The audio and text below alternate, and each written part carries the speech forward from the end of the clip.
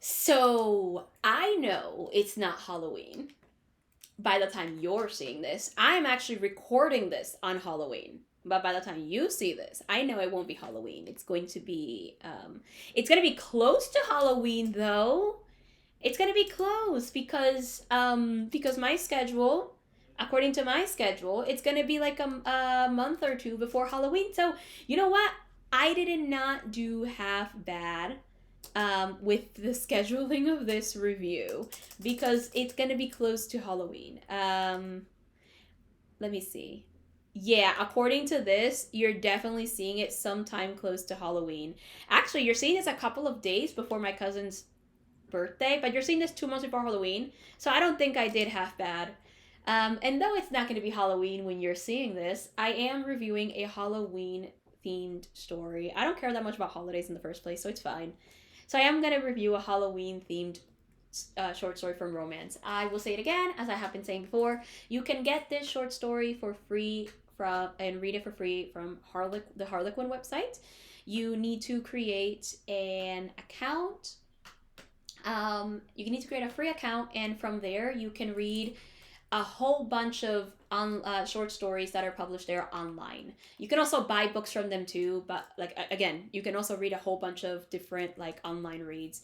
I've been enjoying the Walk on the Dark Side section. It's I read two different shifter romances, and now I really like them.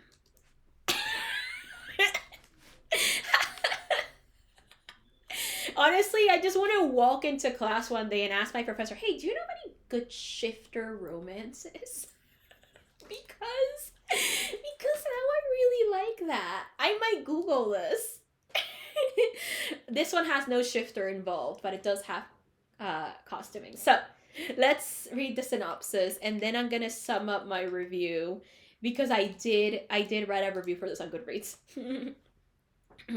Lizzie, in her Madonna costume, is on her way to the mother of all 80s Halloween parties when the most gorgeous man she's ever seen, dressed as Maverick from Top Gun. I have heard of this for the record. I just don't know what this movie is. Maybe I'll watch it. From Top Gun, tries to steal her rideshare car. Suddenly, she's letting herself do things in the back of that car that she'd never do in her usual buttoned up librarian life. But will this chance hookup turn into something more, or will fate keep their paths from crossing again? This whole thing interested me the moment I read the description, but I wrote after reading this, I enjoyed it. It wasn't trying to do so much.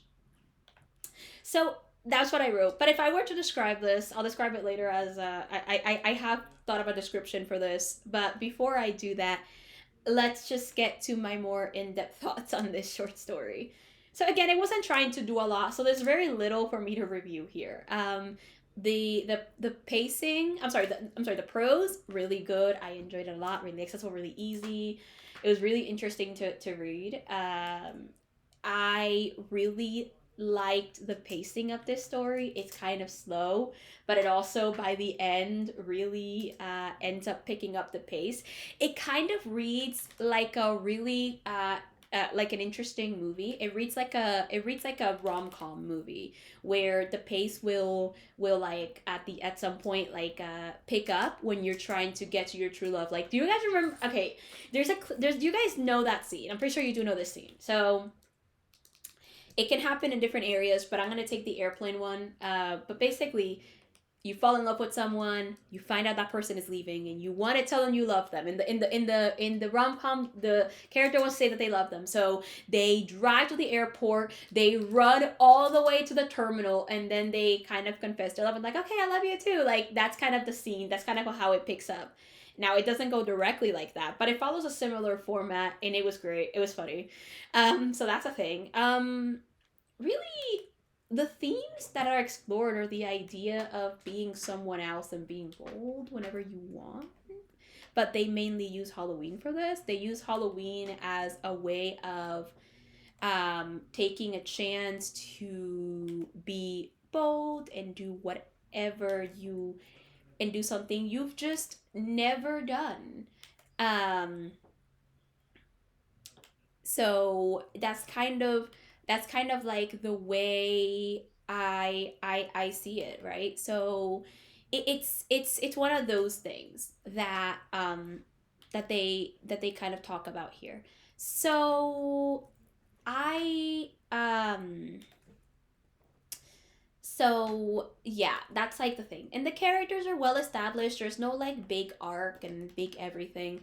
The only thing I'll say is that about the characters and the way the story is told is that some of the stuff feels stereotyped when it comes to uh, her as a I don't I know one librarian and she does a lot of different things in her free time.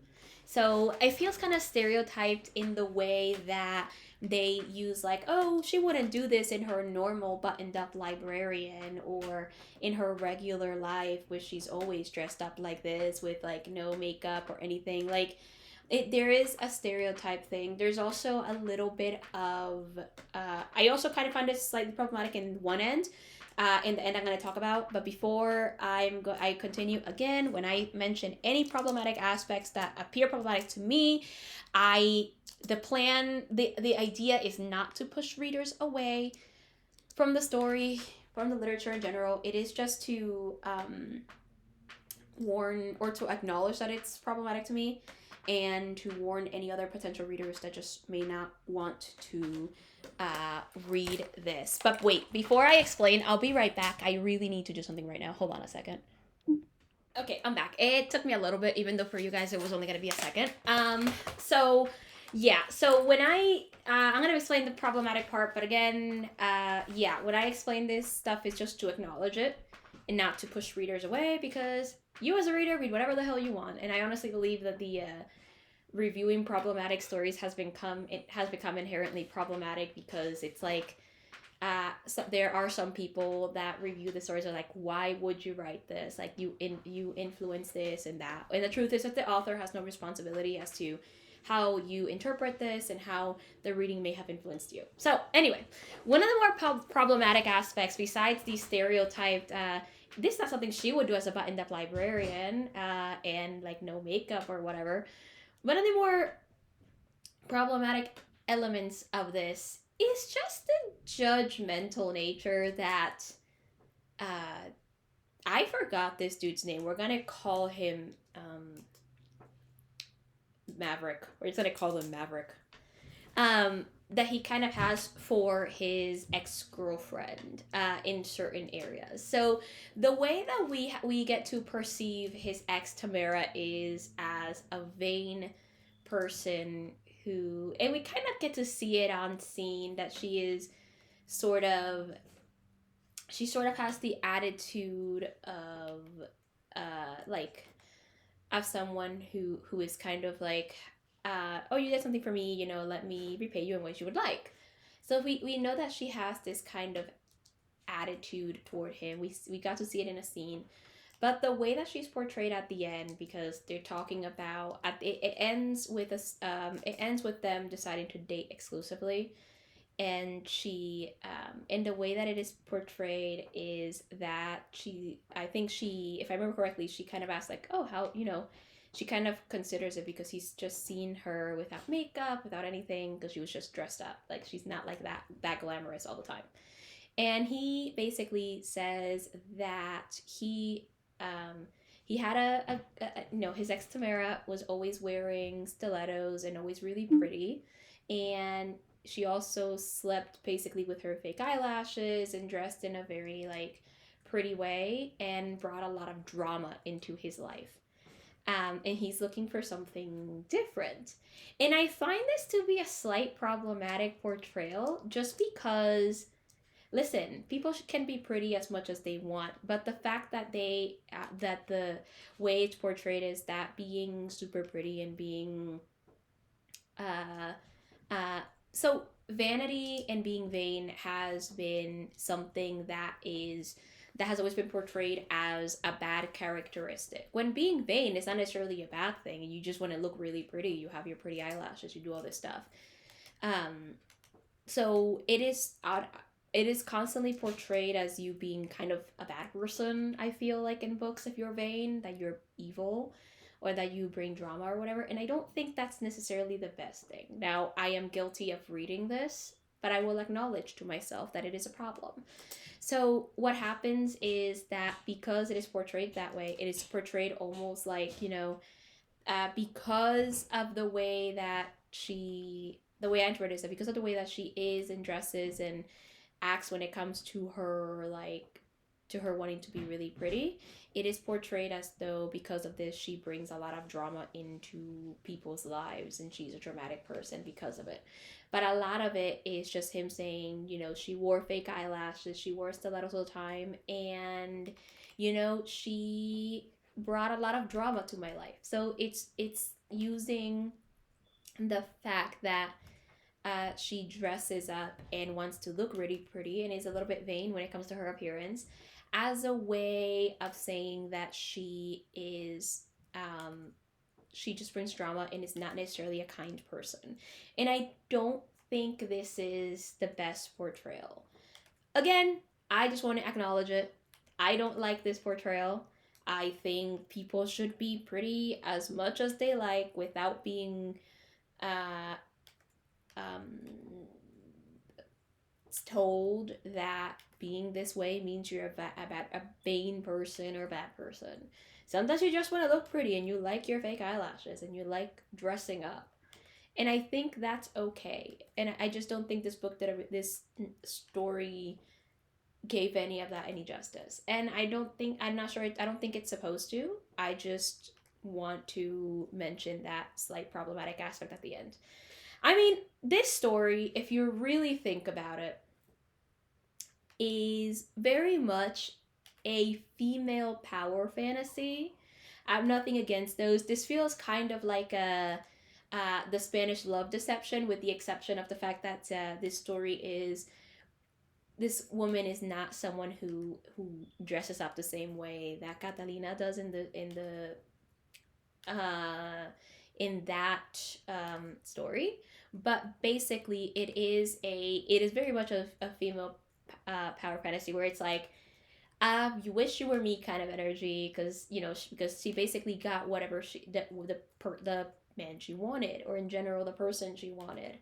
And I think that's fine. I have no issues with female power fantasies. I find it slightly interesting uh, to see that. Oh wow. Okay, sorry. I'm looking at stuff while I'm recording. I got 17 views on a video and I didn't see that coming. But yeah, so yeah, it's kind of one of those things where I'm like, okay, I don't mind female power fantasies. They're kind of interesting. I enjoy them sometimes. I do not always enjoy them. I think sometimes it's cool, sometimes it's not. I think it kind of